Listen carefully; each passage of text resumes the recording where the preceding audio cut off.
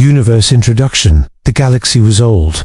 Stars burned for billions of years, casting light across endless darkness. Worlds spun in silent orbits. Civilizations rose and fell like waves on a stormy sea, and the strong ruled while the weak vanished. Without a trace, among these civilizations, the Zolari were proud. Their cities floated above shattered planets. Their fleets crossed the stars like rivers of fire. Their knowledge of war and technology was unmatched, but pride is fragile. One day, the Zolari homeworld shook. Meteors rained from the sky, tearing cities apart. Alarms blared as the ground cracked and fire spread. No weapon could stop it. No strategy could save them. The Council had warned of cosmic storms, but this was not natural. A betrayal from within had opened a path for enemies to strike. Ships turned on each other. Families were lost. Generations of history vanished in hours. The alien who watched this destruction felt pain like fire in his chest. He had seen wars, but nothing like this. He had believed his people were untouchable, immortal even, yet everything he loved was gone. Fear wrapped around him, sharp and cold. He drifted through the ruins of his city, seeing metal twisted, towers fallen, oceans boiling. The screams of his people haunted the air, and the silence that followed was worse than any sound of battle. He knew survival would be hard. He knew the universe could be cruel. He looked to the stars and saw the vast galaxy stretching beyond his home, full of civilizations he barely knew, full of dangers he could not imagine. And he knew, even now, there were beings out there, small and weak, who meant nothing to him. Humans, the galaxy called them, primitive, insignificant, a species that could not fight, could not survive, could not matter in the grand design, yet something about them lingered in his mind. Reports spoke of humans exploring near their borders, touching old ruins, searching for artifacts with strange determination. He did not understand them, and he did not care. They were weak, small, and untested. Even so, a shadow of curiosity touched him. Why did they survive when nothing should have allowed it? Why did they keep moving, keep searching, even when danger threatened? He could not answer these questions, and he would not see the truth yet, because his world was dying. His people were gone. His home, the jewel of the Zolari Empire, was now nothing but smoke and rubble. He climbed to the highest tower that remained and looked at the horizon. The galaxy was vast and cruel. Stars burned like enemies' eyes. He felt the weight of loss, the sharp sting of failure, and the hunger for revenge burning in his chest. And then he saw it. Something small, a signal from a system humans claimed, flickering across space, strange and faint. He did not know what it meant. He only knew it was different, dangerous in a way he could not understand. But that danger was far from him, and he believed it meant nothing. Yet as he turned away from the ruined horizon, a thought crept into his mind, quiet and unwelcome, like a whisper in the dark. The humans may be weak, the humans may be small, the humans may be nothing, but something about them would change everything. And for the first time, he felt a flicker of fear, sharp and cold, at the edges of his grief, because in the distance, something moved, something unseen, something waiting, and the universe was about to notice humans in a way it never had before. Human trait revealed the humans were quiet. From the galaxy's perspective, they were weak, insignificant, and slow. No one thought they mattered. Their worlds were small, their ships were fragile, their weapons primitive. To the Zolari and every other empire, humans were a minor curiosity at best, a species that could not survive the cold, cruel universe. Yet the humans moved forward anyway. Even on planets where the air was thin, where storms tore the land apart, where resources were scarce, they survived. They built shelters, grew food in barren soil, and learned to fight creatures far larger and stronger than themselves. They hurt, they bled, they lost, yet they did not stop. Every disaster, every death, every failure made them stronger, sharper, smarter. Pain was a teacher to them, not a chain, and fear did not freeze them, it pushed them forward. Reports from distant scouts told the Zolari nothing important. Humans were curious, wandering near ancient ruins, poking at old artifacts, searching for answers they could barely understand. To the galaxy, it looked like foolishness, a waste of time and energy. Humans had no fleet, no empire, no power that mattered. They were toys in a world of giants, but the alien watching them could feel it, even if he did not understand why. The humans' persistence was strange. Their stubbornness was strange. Their stubbornness was strange. Left a mark on the mind, quiet and troubling, on one small human world. Storms tore across the land. Cities crumbled. Fires burned. Water turned to steam in the heat. And still, humans climbed through the rubble, repaired what they could, rescued those trapped in destruction, and built again from nothing. They fought not just to survive, but to endure, to prove they could. It was not skill that was terrifying, it was the human heart. The humans did not fight because they wanted victory. They fought because they refused to surrender, because survival itself was a purpose. And in that, there was a strange kind of power the galaxy could not measure. The Zalari watched, uneasy. He had thought nothing could surprise him after losing his world. He had believed he had seen all forms of pain, loss, and death. Yet here was a species that had endured, without power, without fleets, without weapons that mattered and still moved forward, smiling through exhaustion and fear. The humans suffered. They fell. They struggled. Yet every time they were knocked down, they rose again, their eyes burning with stubborn fire, their hands reaching for tools, for weapons, for survival. To the alien watching from above, it was both foolish and mesmerizing, a mystery he could not solve. He dismissed them. He told himself they were nothing. But still, the thought lingered.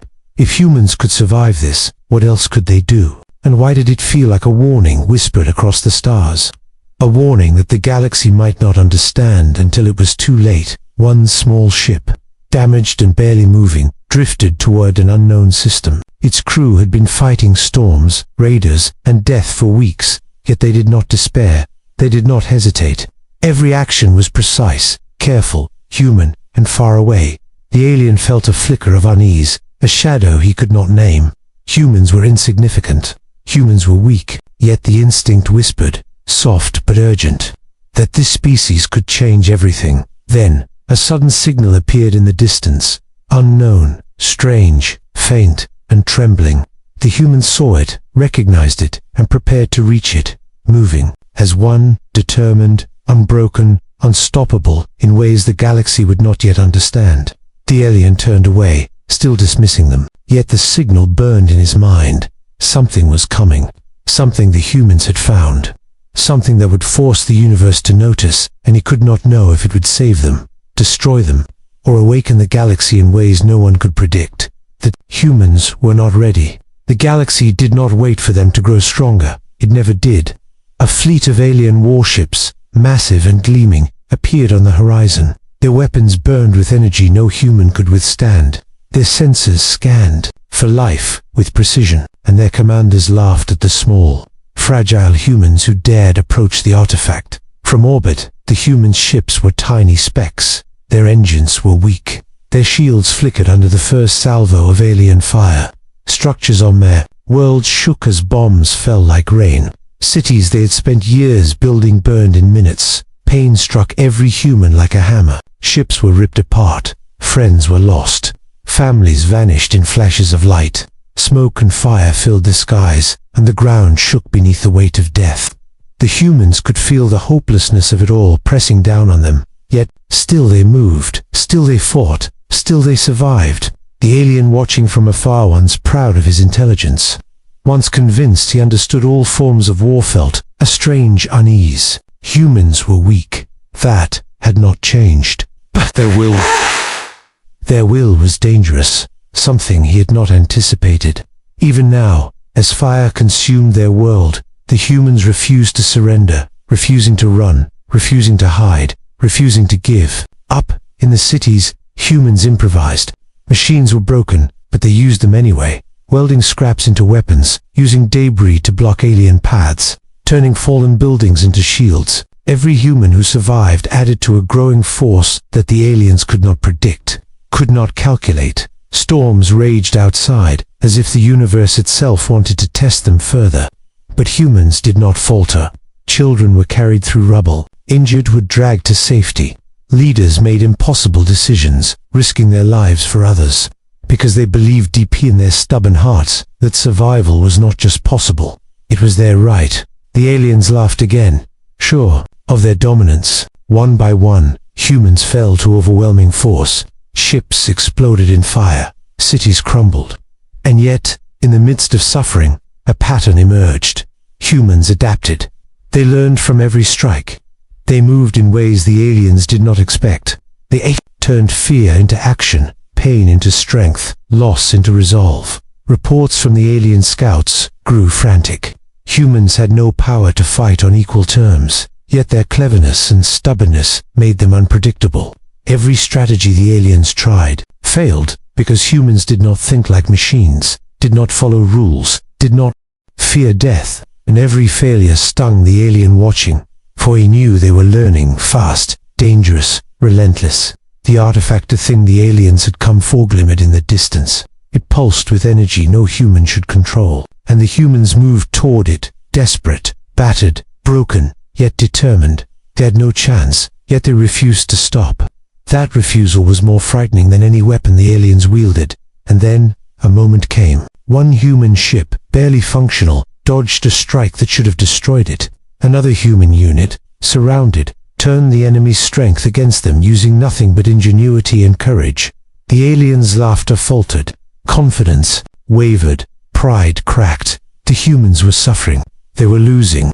They were bleeding. Yet they were still moving forward, still reaching, still surviving, still growing stronger in ways the galaxy had never seen.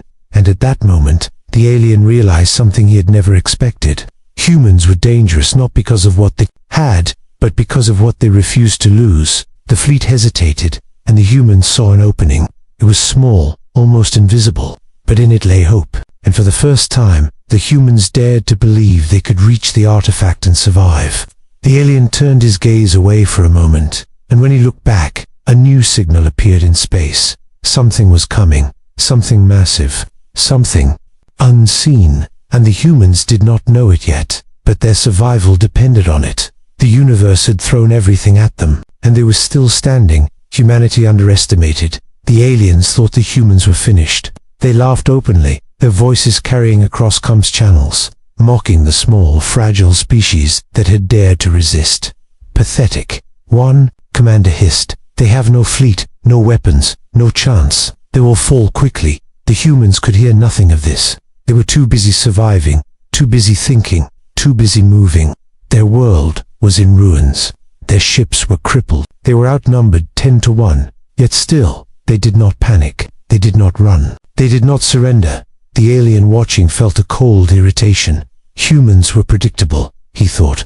Weak, fragile, incapable. And yet, the more he watched, the more impossible it became to ignore what was happening.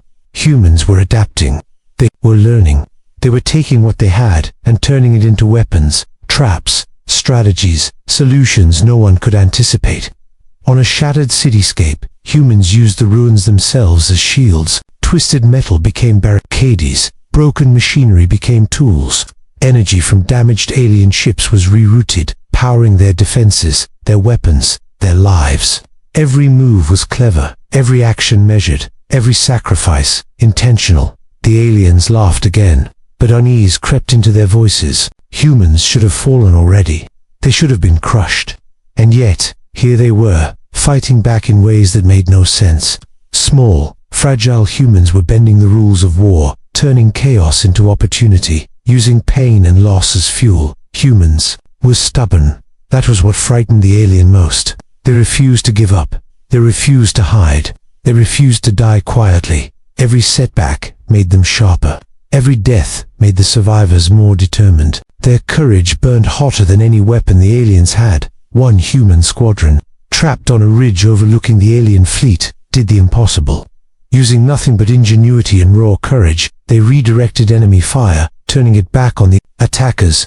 Ships exploded in brilliant fire, debris raining down, and the alien commander's laughter faltered, replaced by confusion, then fear. Yet still, the humans did not know their full strength. They were improvising, surviving, fighting, but they had not yet revealed the fire that would make the galaxy tremble. The aliens did not see it yet. They could not, because humans were still underestimated, still small, still dismissed. The alien, watching, shook his head, trying to dismiss what he saw as luck, coincidence, or error. He could not believe it. Humans should not be able to do this. Weak, fragile, insignificant, and yet they moved forward, adapting, surviving, overcoming. The humans' eyes were fixed on the artifact, the strange, pulsing energy that none of them fully understood. Every step toward it was a challenge, every action a risk, every movement a declaration. They would survive, no matter the cost. And then, a new threat appeared. A shadow fleet, unseen until now, larger than anything humans had faced. Alien eyes widened. The galaxy had sent a force meant to wipe out resistance entirely. To the humans, it looked impossible, a death sentence. But humans did not surrender. They never had, they never would. They began to move, faster, smarter, together. Every human on every ship, on every ruined world, understood the stakes. Their survival depended on courage, on wit, on stubborn refusal to give in. They had no choice but to fight, and as the shadow fleet approached, the alien who had once mocked them could not hide his fear. Humans were small, humans were weak, humans were nothing, and yet, somehow, the galaxy's rules, the rules, he thought, were absolute, were starting to bend under their will. The humans had not yet won. They had not yet shown their full strength. But the alien knew one terrifying truth. Underestimating them had been a mistake, and the galaxy would pay for it, because humans never surrendered. The shadow fleet loomed closer, vast and unstoppably, or so the galaxy believed. Ships glimmered like stars, weapons charged, and alien commanders smiled, certain the humans would break. Yet the humans did not flinch. They were battered, they were broken, they were exhausted, and still they moved forward. Every human crew had learned from every loss, every mistake, every death. They had endured storms, fire, betrayal, and fear. Pain had become their weapon. Loss had sharpened their minds. Their stubbornness had become a shield. Nothing the aliens could throw at them would make them give up. In the ruins of a shattered city, humans worked as one. Engineers rerouted energy from destroyed ships to power defensive arrays.